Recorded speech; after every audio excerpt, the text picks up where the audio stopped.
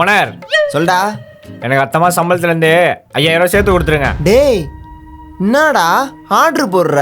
ஆமாம், நீங்கள் கொடுக்குற ஆர்டர்லாம் நான் பார்சல் பண்ணுறேன்ல, அப்போ நீங்களும் இதை பண்ணி தான் ஆகணும். கொடுத்தா இருப்பேன், இல்லைனா போயிட்டே இருப்பேன். டேய் இப்படி திடீர்னு போறேன்னு சொல்லிட்டா நான் ஒரு ஆள் எப்பறம் ஹோட்டல்ல பாத்துக்கிறது? கொஞ்சம் டல்லா போகுதுடா. நல்லா போனோம்னு நானே தரேன்டா. சாப்பாடு சூப்பரா இருந்துச்சுண்ணே. என் ஆளுக்கு சமைக்கிறதுனா ரொம்ப பிடிக்கும். எனக்கு சமையல் மட்டும் சொல்லி தரீங்களா? கொடுத்தா இருப்பேன், இல்லைனா போயிட்டே இருப்பேன்.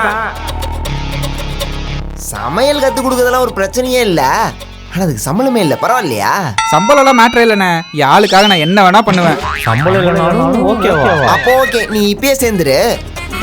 இப்போதைக்கு இந்த பார்சல் பண்றது, க்ளீன் பண்ற வேலை இதெல்லாம் பார்த்துக்கிட்டே இரு.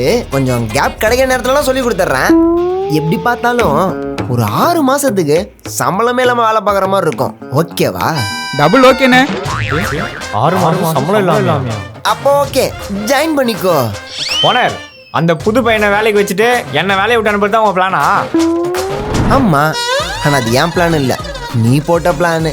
அதான் இருக்கிறத விட்டுட்டு பறக்கிறதுக்கு ஆசைப்பட்டா இருக்கிறதும் பறந்து போயிருன்னு சொல்லுவாங்க. புரிஞ்சிருக்கும்னு நினைக்கிறேன். அப்ப புது பையனுக்கு நான் வேலை சொல்லி கொடுக்க போடலாமா?